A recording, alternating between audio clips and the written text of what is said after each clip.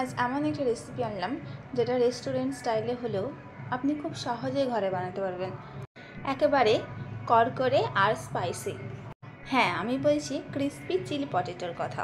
খুব সাধারণ উপকরণে একদম পারফেক্ট রেস্টুরেন্ট লুক এনেছি। যেহেতু বাড়ির জন্যই বানাচ্ছি, ওই জন্য সাইড থেকে অল্প আলু কেটে বাদ দেওয়া হয়নি। আপনারা চাইলে বাদ দিতে পারেন, তাহলে একদম পারফেক্ট সাইজ আসবে বাড়িতেই খাওয়ার জন্য। ওই জন্য আমি সাইড থেকে অল্প বাদ দিইনি।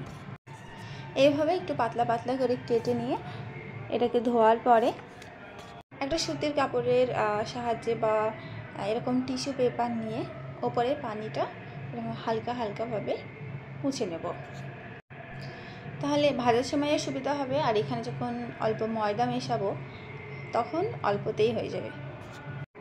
খুব সুন্দরভাবে মুছে নেওয়া হয়ে গেছে। এতে লাগবে অল্প আদা, আর লাগবে 5-6টা মতো রসুন,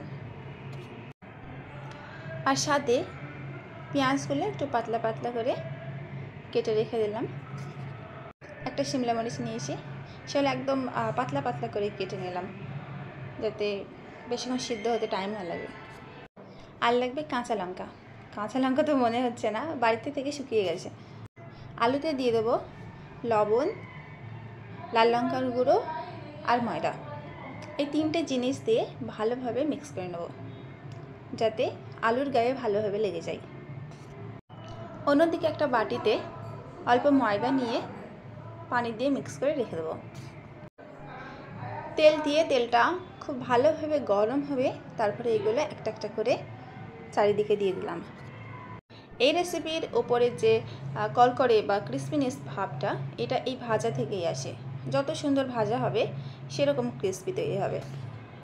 আর একটা কথা, ময়দাটা যখন মেশাবেন মিশিয়ে বেশিক্ষণ রাখবেন না, তাহলে ওটা থেকে পানি ছাড়তে শুরু করবে।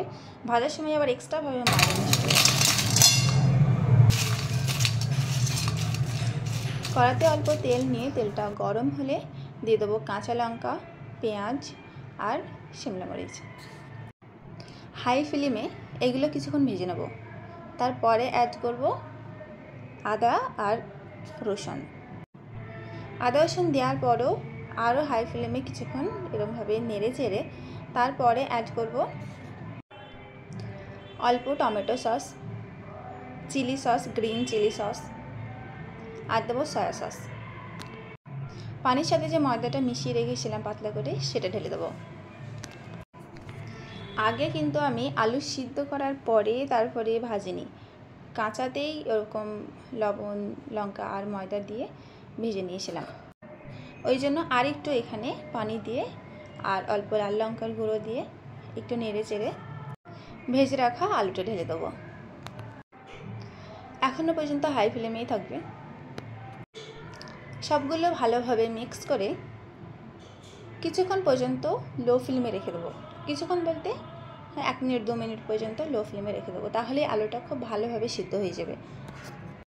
আপনাদের সামনে একটা ভেঙে দেখাচ্ছি, খুব সুন্দরভাবে সিদ্ধ হয়ে গেছে।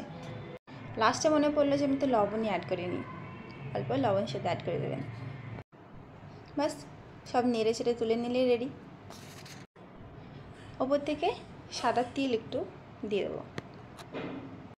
সাদা তিল দিলে এর লুকটা, তারপর এটা খেতে আরও বেশি মজাদার হয়। এই রেসিপিটা বাচ্চা থেকে বড় সবার ফেভারিট। ভিডিওটা ভালো লাগলে যদি ফেসবুক পেজ থেকে দেখে থাকেন তাহলে অবশ্যই পেজটি ফলো করে পাশে থাকবেন, আর যদি ইউটিউব থেকে দেখে থাকেন তাহলে সাবস্ক্রাইব করতে ভুলবেন না। সবাই ভালো থাকবেন, সুস্থ থাকবেন। দেখা হচ্ছে এরকম মজার মজার রেসিপি নিয়ে।